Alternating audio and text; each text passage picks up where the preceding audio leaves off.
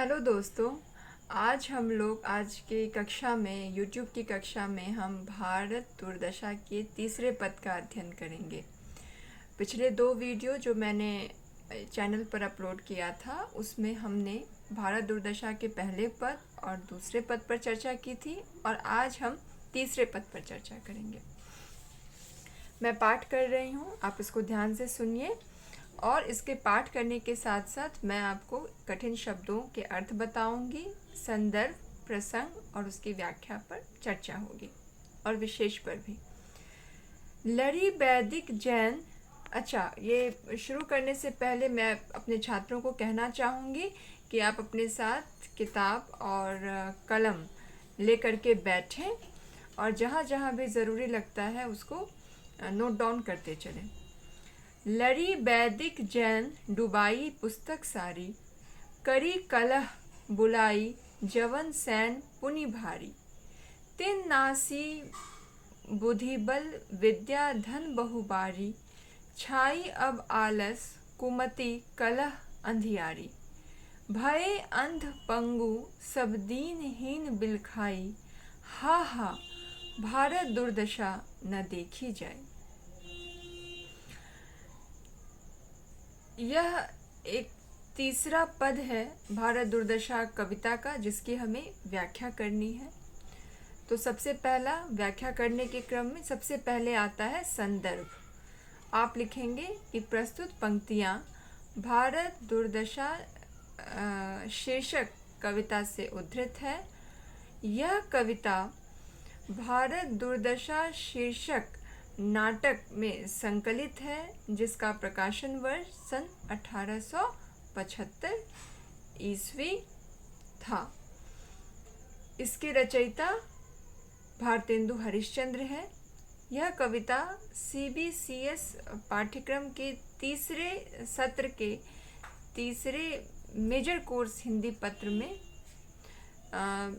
चौथे, मुझे लगता है छात्रों, चौथे मेजर कोर्स हिंदी पत्र में चौथा ही लिखेंगे आप लोग, तीसरे सत्र के चौथे पत्र में संकलित है। इस कविता के माध्यम से भारतेंदु हरिश्चंद्र ने ब्रिटिश काल के भारत की कारुणिक स्थिति का चित्रण किया है। ब्रिटिश शासन में भारतवासियों का दमन हो रहा था, शोषण हो रहा था। इसका सफलतापूर्वक चित्रण भारतेंदु हरिश्चंद्र ने इस कविता में किया है और इसके साथ ही भारत दुर्दशा कविता के माध्यम से भारतेंदु हरिश्चंद्र ने भारतवासियों के सोए हुए भारत राष्ट्र प्रेम को जगाने का प्रयास किया है। छात्रों, संदर्भ में आप सबको ये बातें बतानी होंगी कि यह किस कविता से ली गई है, इसके रचयिता कौन है, किस पुस्तक में संकलित है और उस कविता मतलब पूरी कविता के माध्यम से कवि क्या संदेश देना चाहते हैं। अब हम आते हैं प्रसंग पर। प्रसंग में विद्यार्थियों आपको यह बताना होता है कि जो पद दिया गया है परीक्षा में उस पद के माध्यम से कवि कहना क्या चाहते हैं।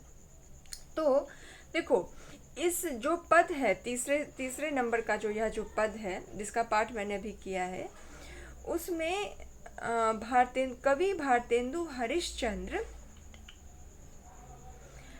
भारत की पतनशील स्थिति के कारणों की पड़ताल कर रहे हैं और इसके पीछे कहीं ना कहीं भारतवासियों को ही जिम्मेदार ठहरा रहे हैं।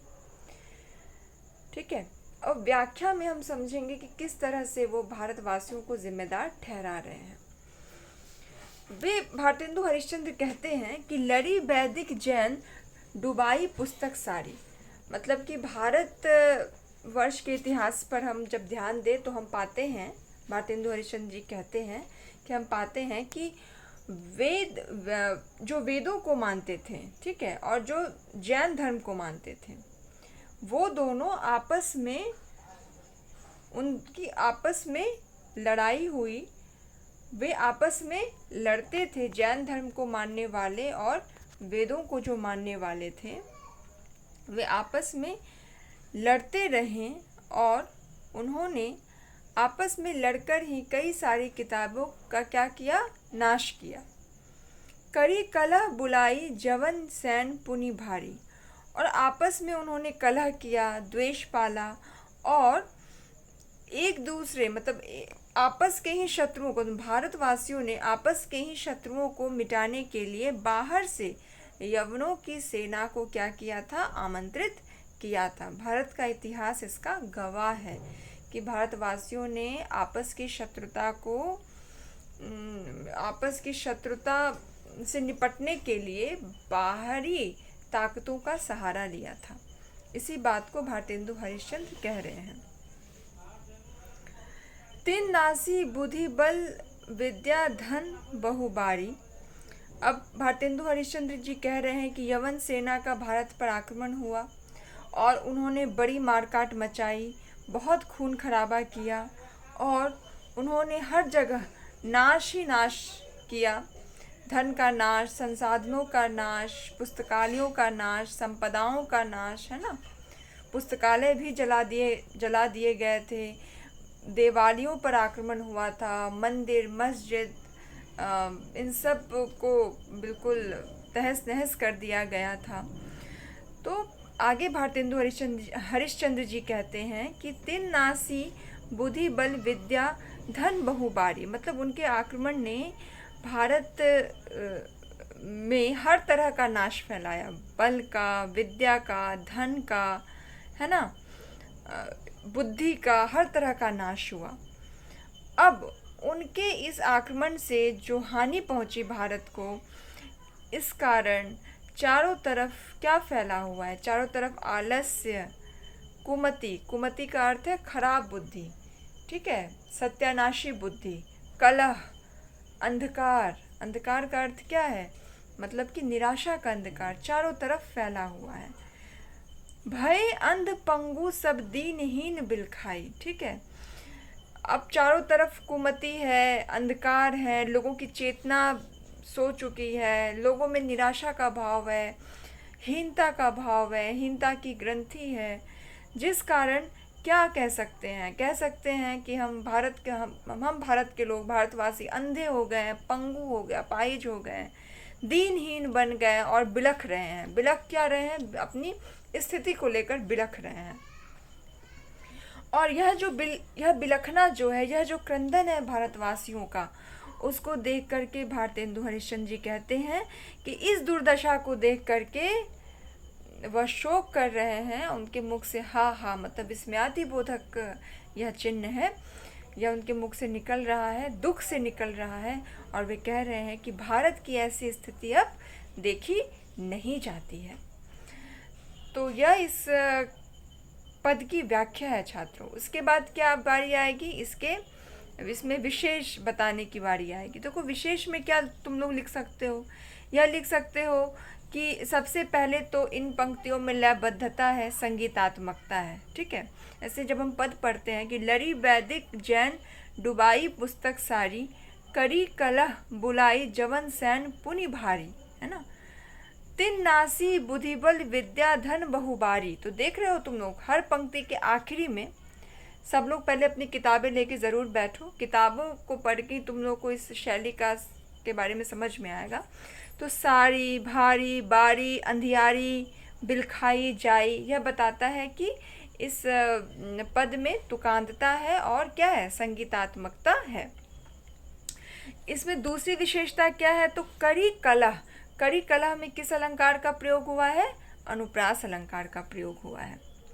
करी कलह, बुद्धि बल, कुमति कलह, दीनहीन, इन सब में अनुप्रास अलंकार का प्रयोग हुआ है।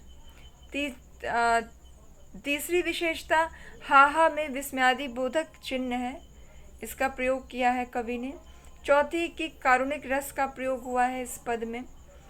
पांचवी विशेषता क्या कहोगे, पांचवी विशेषता तुम भाव सौंदर्य के आधार पे बताओगे, क्योंकि अभी जो चार विशेषताएं हमने बताई हैं वो उनके शिल्प के आधार पर है, मतलब कविता या पद की जो बनावट है छात्रों, उसके आधार पे हमने बताई है। लेकिन अब जो है, जो पांचवी विशेषता तुम बताओगे वो बताओगे उसके भाव के आधार पर। तो क्या बताओगे पांचवी विशेषता? कि इस पद में भारतेंदु हरिश्चंद्र ने भारतीयों की पतनशील स्थिति, कारुणिक स्थिति का जिम्मेदार खुद उन्हीं को बताया है कि उन्होंने खुद में आपस में लड़ाई झगड़ा किया और उस लड़ाई झगड़ा को सलटाने के लिए, एक दूसरे को खुद से ऊपर दिखाने के लिए उन्होंने विदेशी आक्रमणकारियों को देश में आमंत्रित किया और इन विदेशियों ने हमारे देश में क्या मचाया? हाहाकार मचा के रख दिया। तो इन सब बातों को तुम बिल्कुल सिलसिलेवार ढंग से बताओगे। मुझे उम्मीद है कि इस वीडियो में तुम्हें तीसरे पद की व्याख्या समझ में आई होगी। अगर नहीं समझ में आई है तो तुम कमेंट बॉक्स में कमेंट करके मुझे बता सकते हो। तब तक के लिए छात्रों, हम लोग जाते हैं और फिर अगले वीडियो में फिर मिलेंगे भारत दुर्दशा के चौथे पद के साथ। तब तक के लिए जय हिंद, जय भारत।